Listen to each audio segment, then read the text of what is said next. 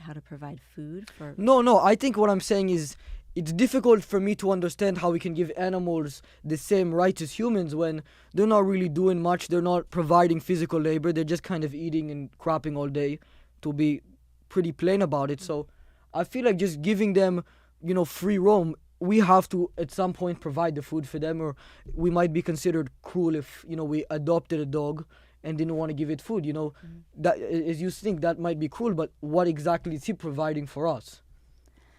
Well, one thing I would share is that rather than looking at all life as what do they provide for us, maybe we could revise how we look at the animals, and that they are part of our community. They're actually our wild animal neighbors.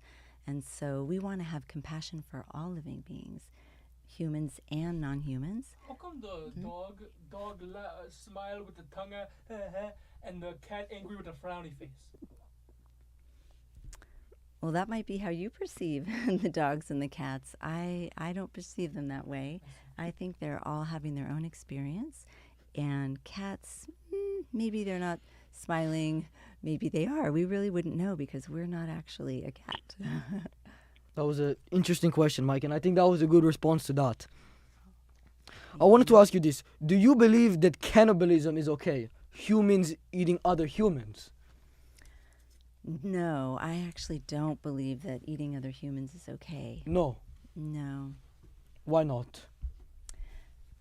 Because I think that just like the golden rule says in many worldwide traditions, that we want to treat others just the way we would want to be treated ourselves. What if the human, not super smart and they're not able to do much for society? And maybe providing, not killing them perhaps, but taking some unnecessary, let's say they're just sitting there not doing much. We could hypothetically have taking an arm and then have them regrow the arm, and then we would have maybe a lot more meat. Well, in the ancient days, they used to actually do this to animals. They would eat part of the animal, a duck, for example, in the old days in France, and then they would eat the other part of the animal later, so the animal would still be alive. And that's considered really cruel today. So we wouldn't do that to animals, and also not to other people. Right. Well, let me ask you this. Don't you believe that vegan eating plants is pretty similar to perhaps normal people eating animals, provides the same pain and intolerance? Well, actually, I think that plants are different than animals. Well, they both, obviously there are some differences, but some could even make the argument that they're more important than animals because they provide oxygen, they provide a lot of things like that. I'm sure you wouldn't support burning down Amazon rainforest or nothing like that. So perhaps I think that in some ways we should start eating more animals and eating less plants if they're providing the basic necessities for some of the animals, some of the humans to live with oxygen, and they also happen to feel pain. It's the same situation as an animal. Well, actually, plants don't have a central nervous system, so they do. I don't know what studies you're basing off, but as of some recent studies, they do have a lot of pain receptors, and the problem is obviously since they don't have a mind, it's a little bit harder for the pain to go through, but that just makes it kind of separate throughout the body. So if you cut off my finger, I'm going to feel pain in my hand, but if you cut off a part of a plant, it's going to go throughout the entire system of the plant. It will all go out equally. Well, many plants actually benefit from pruning, so when you cut them, they grow more. But they might still, that's like saying that if we have a guy whose arm is not working, we might as well just cut it off. But with people, because he might grow an arm that will start working. That actually, I agree with that. Yeah, I think that people, when you dismember them, don't actually grow arms. So what if we give them some medicine or something? Well, that's a hypothetical kind of situation. I do think that plants are very beneficial and important. And for those people who care about plants, if you eat animals, you're eating way more plants. For example... Yeah,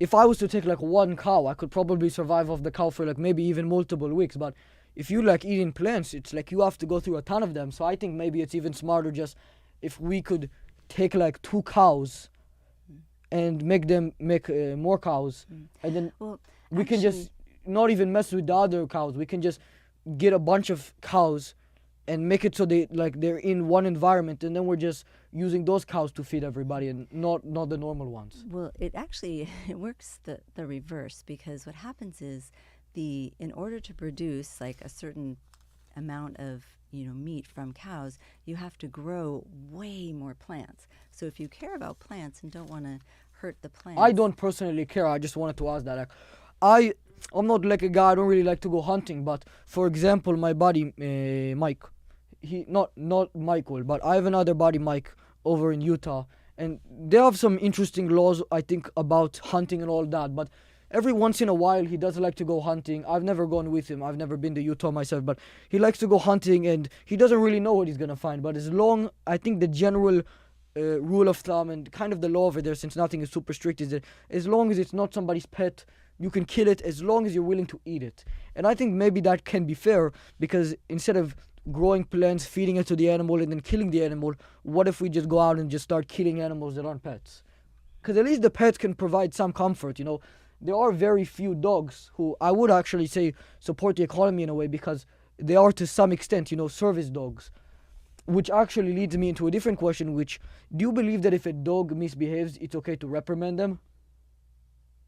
Like maybe no, no I punching? don't know. I wouldn't think that would be effective. I think that if you're trying to have an animal to behave the way that you would like, you want to reward them for things that they do that are positive. I actually, What if they do something bad? Like my dog, but what? Not my dog, but like I don't want to take accountability for this, but like if somebody had a dog and you told the dog to sit and instead he goes, well, maybe he will learn if you give him like a small slap in his mouth. He will possibly know not to bark, and instead he will sit down next time. well, I would think that many people who care about their animals would not want to do that. And animals are really just like us in different shapes and forms. So it would be important to treat them with respect and kindness and love. Well, I see where you're coming from, but even an example from my old dog, it is really sad. Just to say rest in peace to my dog Orange Face. He was a very skilled dog. He was my best friend. He was the light heavyweight champion. He meant a lot to me. He meant a lot to other people. And then sadly one day I came home to my house and he had hung himself, and it really was devastating to me. I really hurt me a lot. Do you know how that ended up happening? I wonder if maybe he got caught in something. No, I just came home and it was like it was really weird. He didn't get caught in something. He was in from the ceiling, like not from like he got caught in like a little rope on the side. I don't have. Now I start putting up cameras all over the place, but there was nothing specific like where I had bought. I didn't even have ropes in my house. I come home one day, he's hanging from the ceiling, and he was an intelligent dog. He had a lot of training. He was again light heavyweight champion. So he was a very disciplined dog, very happy, and one of the most well-known champions of his time. Well, that sounds like it was an unusual situation, and I probably would have reported it to the authorities if you thought that there was some kind of abuse going on in your home. No, I didn't.